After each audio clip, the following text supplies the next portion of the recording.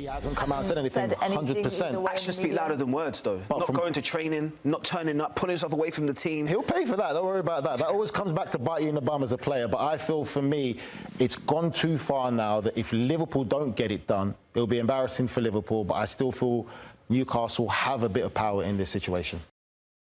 Newcastle and Villa split points, 0-0 it finished, but all the headlines has been around Alexander Isak. I'm sure Eddie Howe is absolutely sick of answering any questions when it comes to the press conference, but the reality is he doesn't want to train, does he? He doesn't want to be part of the squad, the club. He wants to push this move to Liverpool. It's an interesting dynamic, isn't it, Nige? Because obviously once you get through the summer break, when the season starts, it starts to feel very real. Who's kind of in the right here? Is the one that's in the right, the club or Isak? It's an interesting conversation, but I wouldn't say that anyone's in the right. I think it's the whole situation has not been handled correctly. And if anything, I think that Newcastle will probably be the club that have to take the blame and responsibility on that one there. If you've got a player like Alexander Isak, you knew that there were mumblings and moanings from last season that teams might come in for him or clubs might come in for him. That is, for me, then, when you make your statement to say that he's not going anywhere. Make sure you speak to the player and his representatives and let him know you're not going anywhere. And if there is a world where you can foresee that you may have to sell him because of other things or situations, then you say, right, we're not going anywhere unless they meet these demands. You set the demands, and if those demands are not met, the player doesn't go anywhere. You put it out there public. We don't want to leave. We don't want the player to leave. He's staying here. But if he does, if we do get an offer that we can't turn down, then maybe we'll let him go. And I think because there hasn't really been that kind of firm statement and firm leadership from Newcastle, that is why Liverpool are doing what they do. And this goes on in football all the time. And I think that's what's caused the problem. Then the player now has become unsettled, and now he wants to force a move. And there's so many different dynamics that happen in the dressing room, but I just feel that for me, from a leadership point from Newcastle, they brought this on themselves. I thought that they could have been a lot more firm as a football club to say that this is the situation. But aren't they being firm by doing what they're doing right now and saying, OK, don't come to training, but we're not selling you unless Liverpool or whoever come in and meet our terms? I wouldn't say they're being firm now. I think it's a reaction now because they have to react because now the situation has been taken out of their hands a bit with what the player's done and how he's acting now. So now they have to react and show that you're not bigger than the club. But if they'd been more firm at the start to say, not for sale, if we ever had to sell him, this is what it's going to be, because there is a business side to football. But I felt that they just weren't firm enough from the start to say this is the situation. This is where you can add a perfect balance, and we can give them an insight, right? Because I've been an insider for a number of years. You've been on the player side, so you will understand that these type of deals don't just occur overnight, and that's what people think. Oh, it's just this summer where Alexander Isak's been having... his agent and his representation would have been having conversations for a long period of time because they would have been working on deals well in advance. There would have been an agreement or an understanding. That's the only reason why he'd be revolting, because whatever they've agreed personally in terms of between the club and the player clearly hasn't been upheld on one of the two sides. Yeah. So that's exactly why he's turned around and saying right now, well, I don't want to return to this. Then you add the fact of this is now spilled into the media, and now there's a conversation that's happening internally about players saying they don't want him to return.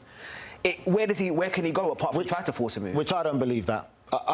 When people say that, we've been in the dressing room, we've been with players, yes, I understand the mentality in the generation has changed. But for me, when you're in that situation, we talk about the lack of leadership. Unless you are a real strong captain, and I'm talking about someone that's vocal, someone that leads by example by how he plays, but also strong when it comes to speaking to the media and taking accountability.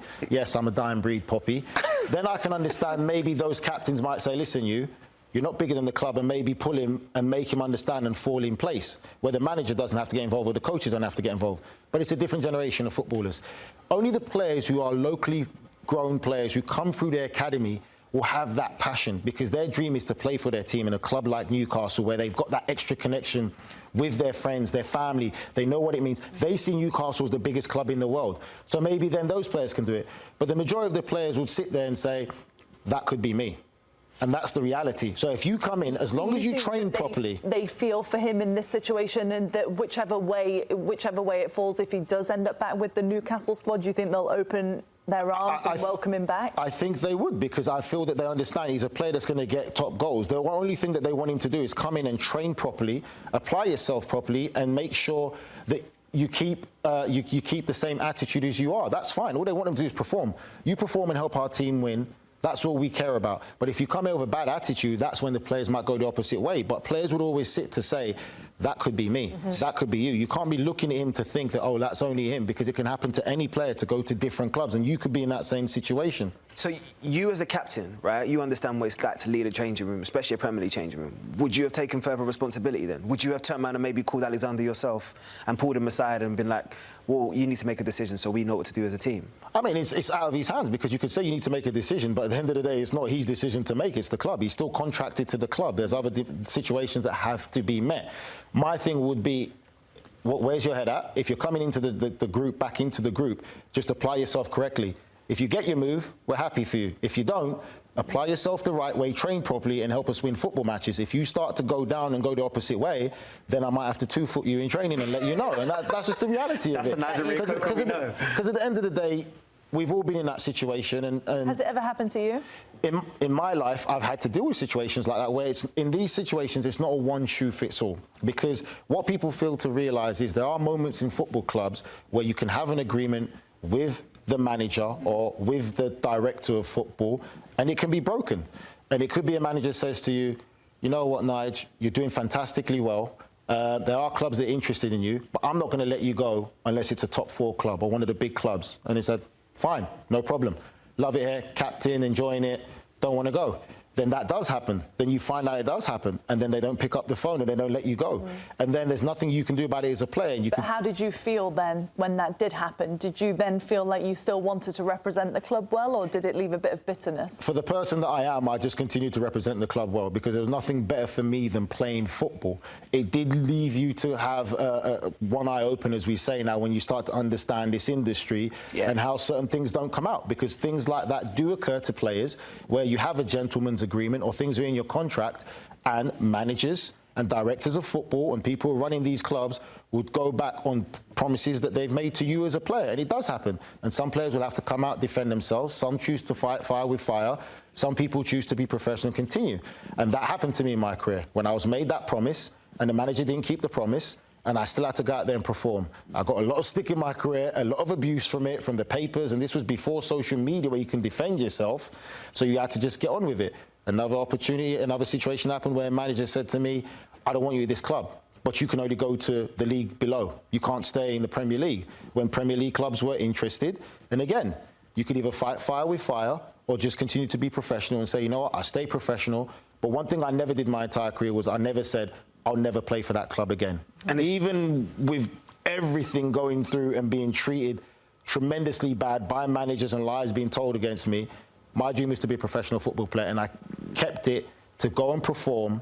Even when I knew I should be in the starting lineup, I went out there and wore the shirt with pride and my own self-pride. But these type of situations do happen at football clubs. It does feel a bit like the gentleman's agreement. That's what we've seen, hasn't it? That's kind of got players in an awkward position in the past. Even Harry Kane a few years ago, that may be the best example with Tottenham. He said he had a personal agreement with the club, and then it felt like they weren't going to come to any sort of resolution. This is stalemate now. Do you think they will find a resolution, and how do you see it going if you had to predict what happens here? They have to. The club is still in control. No matter what anybody says, the player can turn around and have the agreement, which he probably would have verbally have agreed in terms of an understanding, a fee, a certain type of club comes in. But the club is still in control because you've still got 3 years left in your contract. So as far as they're concerned, they want to maximise your value. We've seen some of the bids that have already gone in. Some of these are almost close to British transfer record bids already. So they're probably looking at, well, who can we bring in? Everybody confuses the transfers and always focuses on one person, right? Or one individual, and thinks to themselves, well, why are you blocking that person from their dream move? But the club aren't thinking about Alexander Isak. They're thinking, how do I replace 25, 30 goals in a season? And they've already let Callum Wilson go because that was already clearly in the plans well before the season had ended. So it's not one striker they have to replace, it's 2. So now you're talking about 40 goals potentially in a season you have to get. And you have to get a striker that's going to hit the ground running almost immediately. How do you replace that? Yes, that plays a part, but it's also a delicate balancing act. I always believe that there should never be a player bigger than the club. And I think that the club is the one who sets that culture and that atmosphere of a football club to say, no one will ever be bigger than us. And when you hire your managers, you let that know, and then players will know instantly and fall in line. If you try and go against the club, and whether it's a gentleman's agreement or not, a player should be told that, no, this club will still always be here after you go. And that's what needs to be established and stamped down. And I think that's what it is. You've got to get that balance right. We've seen it in the history of football. We've seen with Mbappe leaving Paris Saint-Germain. He's a local Paris kid. Luis Enrique said, no, we'll be better off without him. And I'm sure that there were people above Luis Enrique who were telling him, we need him. And it could be the financial side of it, the shirt sales and this and that. No, and then now look what they went on to do. So do you think that he'll stay, or do you think I think that this has gone too far, that the deal has to be done. Yeah, that is what it is. Yeah. And like you said, at the moment, a club, if Newcastle wanted to, they hold his registration. He's got 3 years there. You don't want to be part of this club? No problem. Stay here. Sit there. Let's see how long he'll want to sit and go out a season in a World Cup year and not play any football. Do you think it almost gives Liverpool more power in a way if they are the ones that are going to bring in Alexander Isak, because they know that a deal has to be done between the two, so they can stand firm on the money, and then it kind of shifts the pressure back to Newcastle? Or is Newcastle in a position where they can make a statement and they are one of the better off financial clubs in the Premier League? Liverpool in a good position though. No. I think Newcastle can make a statement. Newcastle are not short of money, and they could say, if this is what we value, this is our value, you pay this. If you don't pay this, see you later. That's the reality of it. But Liverpool, let me tell you why Liverpool are in a good position, because of how strong their opening bid was. It wasn't something that was, let's hark back to Arsenal and the Suarez situation. It wasn't something that was kind of flirting with what they were talking about as a release clause. You made a very clear statement. You come out of the gate 3 figures in terms of hundreds of millions for an individual. So when you've already stated as to how far you go, you've already seen their investment this year, I think Liverpool will quite comfortably, regardless of what statement was made about we're not going back in, if the opportunity comes back in and they can make a deal with Newcastle before that window closes, they will bring in Alexander Isak. I feel that it's gone so far now, it'll be embarrassing for Liverpool if they don't get this deal done now. Yeah. That's what it is. They've unsettled the player. Clearly now everyone knows that, well, he hasn't been quoted as himself saying anything, so this is all he said, she said, any type of thing, and which you can always retract. By the way, the fact that he hasn't come out and said anything, 100%. Actions speak louder than words, though. But not going to training, not turning up, pulling himself away from the team. He'll pay for that. Don't worry about that. That always comes back to bite you in the bum as a player. But I feel, for me, it's gone too far now that if Liverpool don't get it done, it'll be embarrassing for Liverpool. But I still feel Newcastle have a bit of power in this situation. OK, interesting. There's not too long, is there, to go in the transfer window, so we'll see what happens over the next couple of weeks.